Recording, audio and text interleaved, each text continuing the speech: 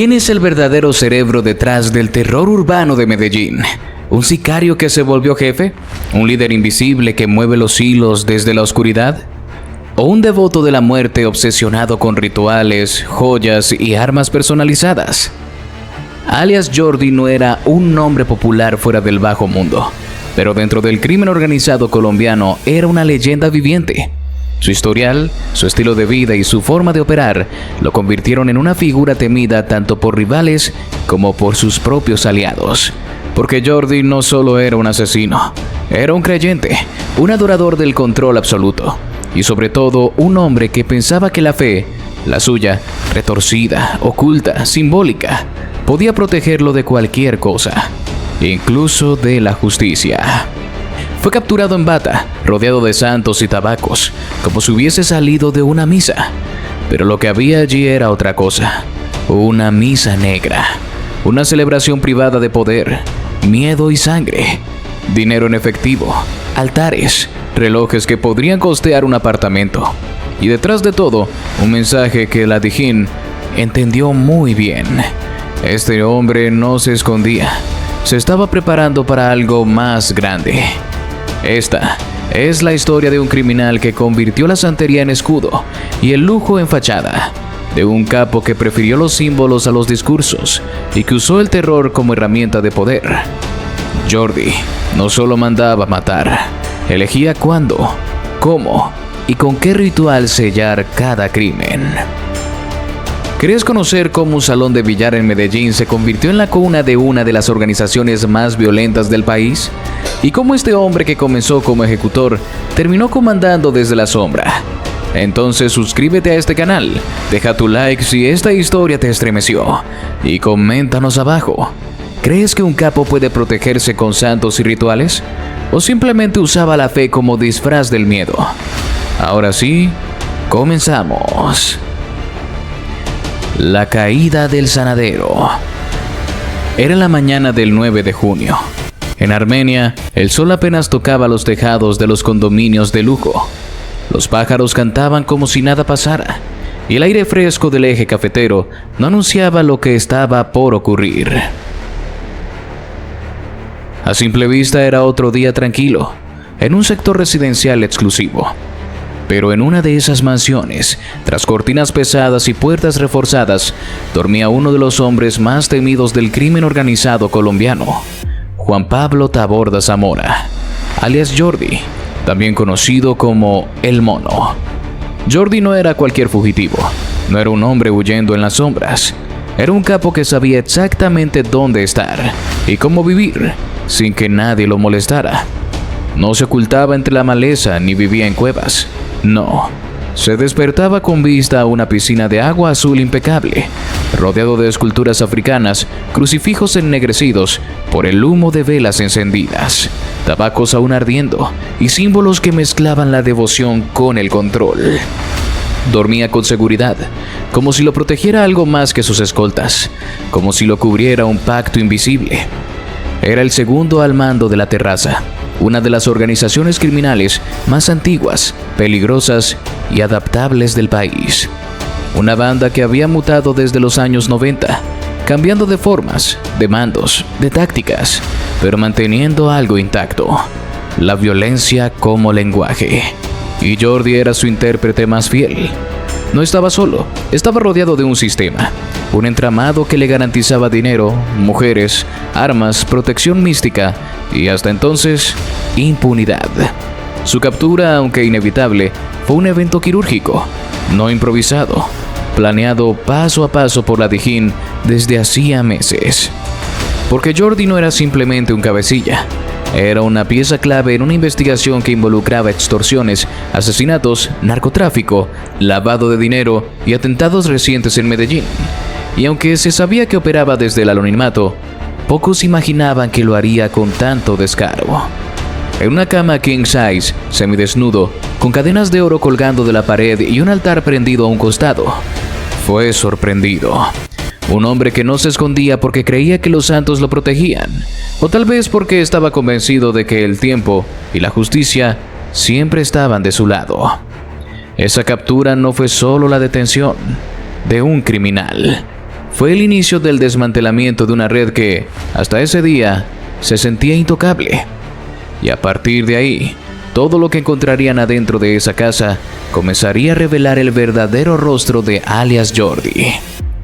Un rostro marcado por la sangre, pero también por la superstición, el lujo y una lógica criminal mucho más profunda que la de un simple sicario.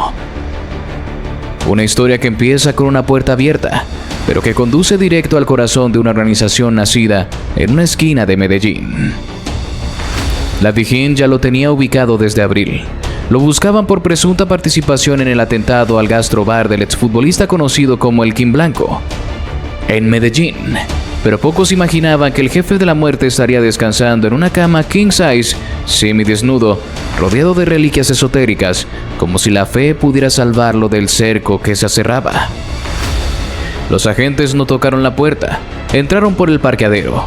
Allí estaban sus vehículos, una Toyota 4Runner de 250 millones y un Corolla híbrido de 130. Subieron con pistola en mano, puerta por puerta, hasta que lo encontraron. Jordi no opuso resistencia, pero su rostro, dicen, no mostraba sorpresa, como si hubiera aceptado el destino o como si supiera que no sería el final. La partida de billar que selló el infierno. La historia de la terraza no comenzó en una oficina secreta, ni en una finca narco. Comenzó en un lugar común, un salón de billar. Se llamaba simplemente La Terraza. Ese nombre, banal, quedaría marcado para siempre por la violencia. Era una esquina cualquiera de barrio Manrique, al nororiente de Medellín. Un local sin pretensiones, con mesas rayadas, paredes amarillas por el humo del cigarro y una nevera llena de cervezas. Allí, entre bolas de billar y vasos de ron, nació la que con el tiempo sería una de las organizaciones más temidas de la ciudad. Un grupo de jóvenes, casi todos menores de 25 años, se reunían no solo a jugar, trazaban estrategias, juraban lealtades y decidían quién había que desaparecer. No eran narcos de cuello blanco, eran muchachos endurecidos por la guerra urbana. Algunos venían de las milicias que operaron en los barrios durante los años más crudos del conflicto.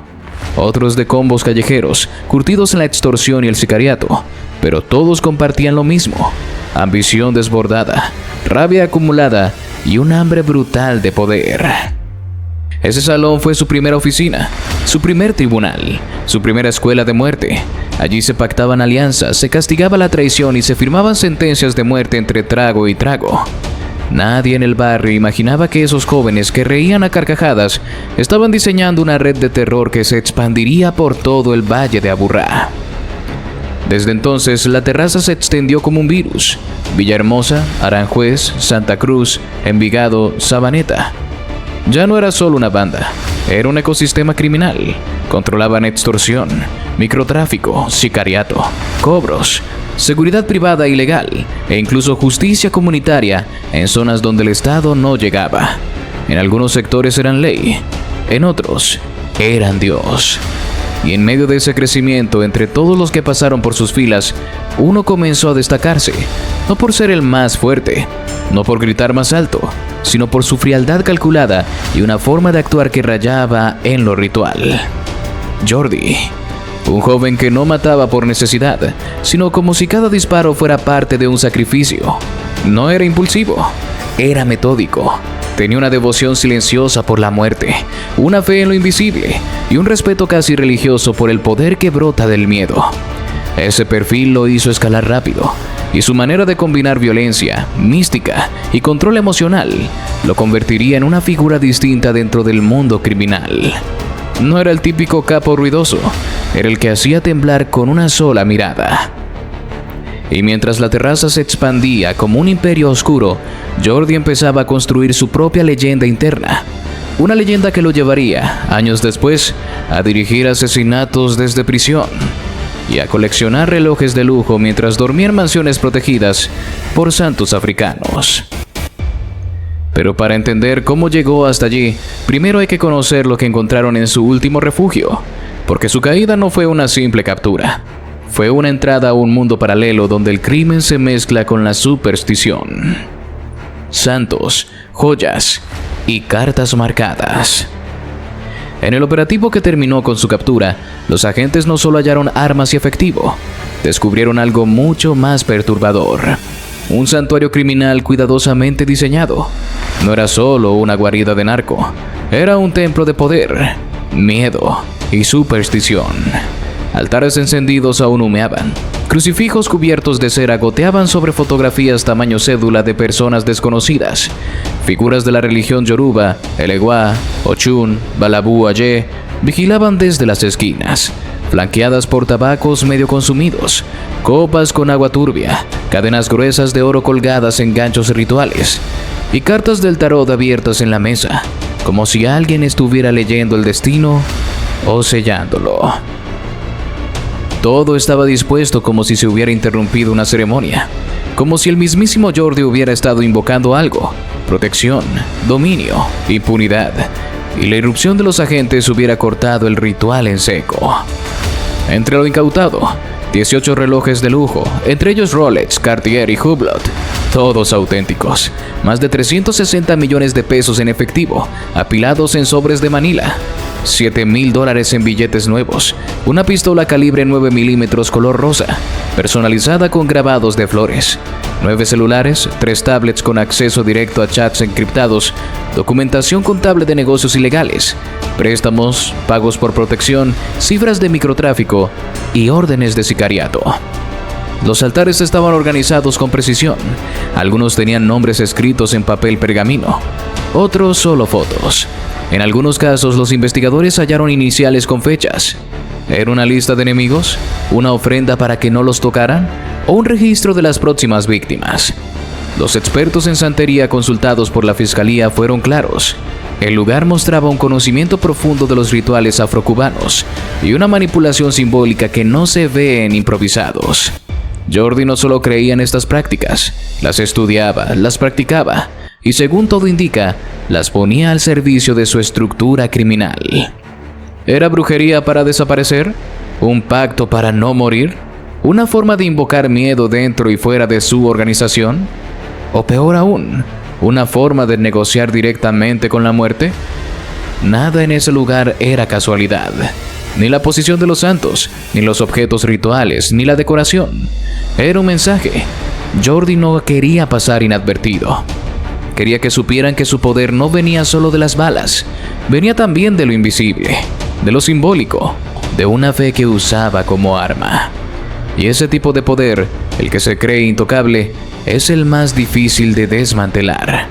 Porque no basta con capturar al hombre, hay que romper el mito. Y eso apenas comenzaba. El prontuario maldito. Jordi no se hizo asesino, nació para hacerlo. A los 18 ya era temido en Medellín. A los 22 sabía evadir la justicia. A los 28 ordenaba crímenes desde prisión. Y a los 35 dormía en mansiones blindadas, armado, devoto y convencido de que la ley no podía tocarlo.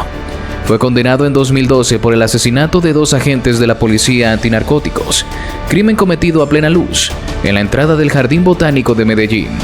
Cumplió poco más de una década. Salió. Volvió a matar. Desde las sombras comandó robos, extorsiones, atentados y nuevas operaciones criminales. El terror no lo frenaba, lo alimentaba, y su devoción por la santería se volvió su sello. ¿Cuántos murieron por orden suya? ¿Cuántos sobrevivieron por una carta que cambió su destino? El 9 de junio, cuando los agentes de la DIJÍN irrumpieron en la casa 20 del conjunto cerrado, no solo capturaron a un criminal, ingresaron a un mundo paralelo donde el crimen se mezcla con el misticismo.